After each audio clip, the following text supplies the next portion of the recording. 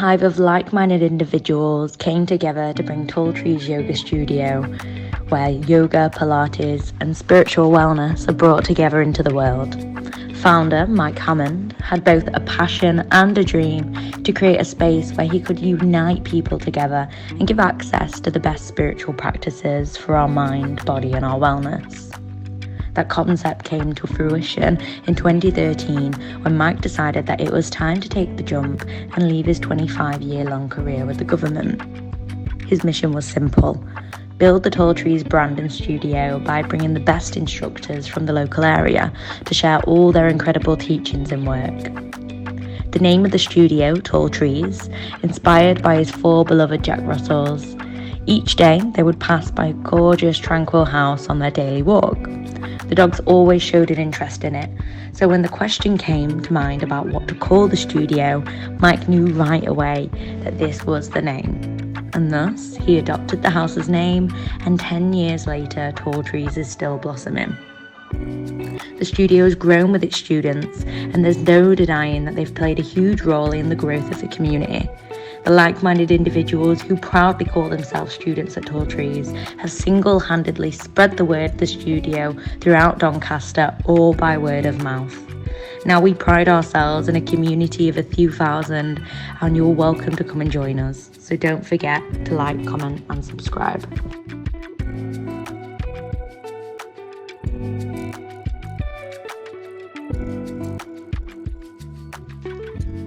June saw our yearly retreat in the Lake District. To see that video, you can check out the link below.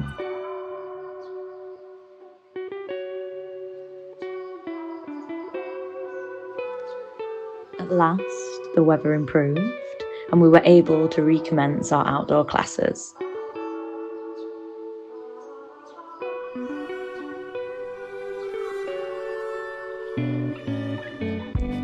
This month, we caught up with Kathy and discovered how yoga has impacted her life. And Michael talks about the posture that changed his perspective on yoga.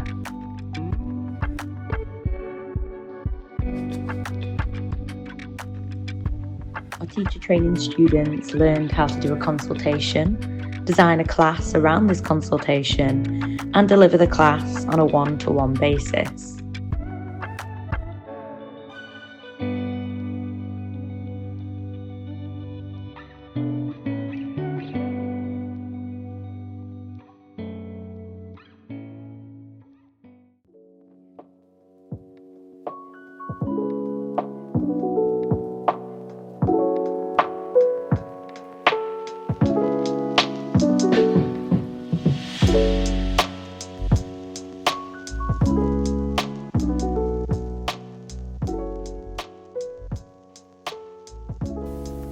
Now, after having done prior preparation through life and other practices, the study and practice of yoga begins. Yoga is the control of the modifications of the mind. Then the seer abides in itself, resting in its own true nature, which is called self-realization. At other times, when one is not in self-realization, the seer appears to take on the form of the modifications of the mind, taking on the identity of those thought patterns.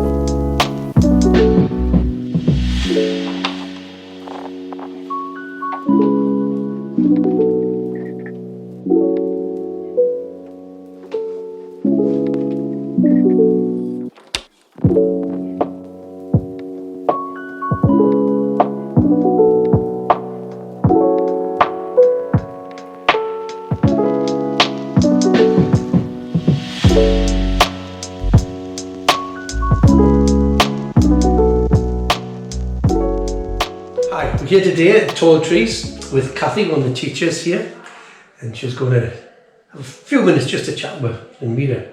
Hi Kathy, Hi. Thanks very much for talking to us today. You're very welcome. Let's start off by telling us a little bit about yourself.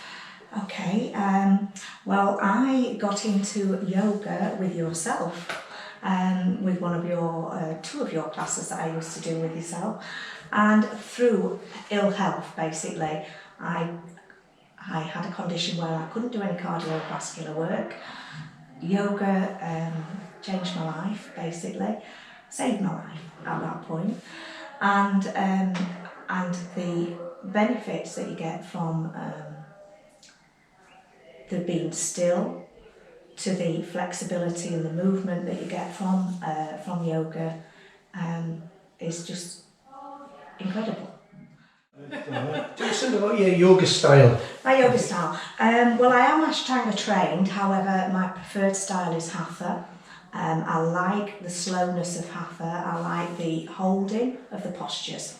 For me, I feel like you're building strength with the holding of the postures. It gives you time to get into them, it gives you time to build on that strength, that flexibility, and I really enjoy Hatha restorative yin classes.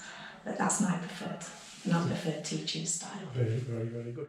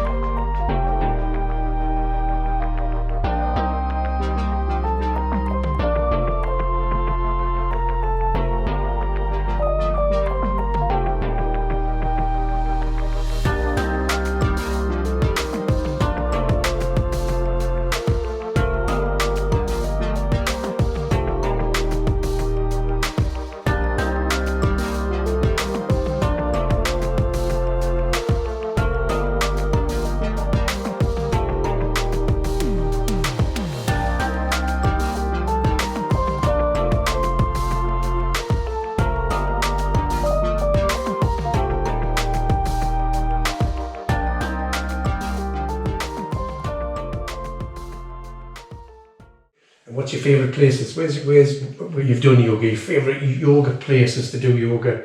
Well, it's here. Apart from here? Apart from here, I do it at home. I do it with a friend of mine as well, at Tickhill. So yes, I've done it on the beach when I'm on holiday. I've done it around the pool. So that type of thing is beautiful, but I've not been to any other studios round about here, you know. And what do you do when you're not doing yoga? I still have a busy life. I don't work full time. This is my only income.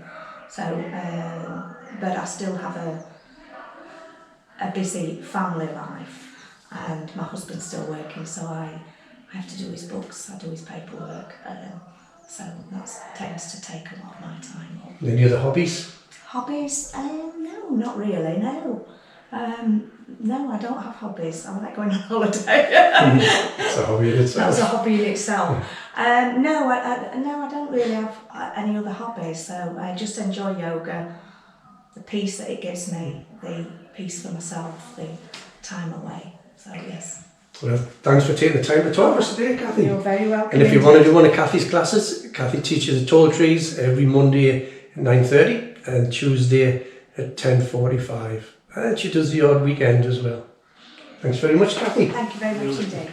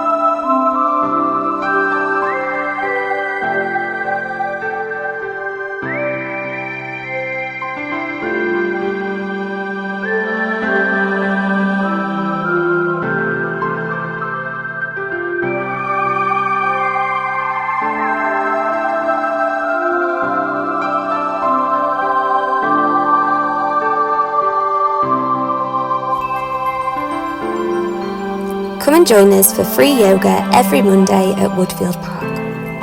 Woodfield Park is a social prescribing site where you can meet new people and enjoy a variety of activities. We understand that money can be tight during this financial crisis, so we offer yoga for free. Come and try it out. We are more than just a yoga studio. We are a community.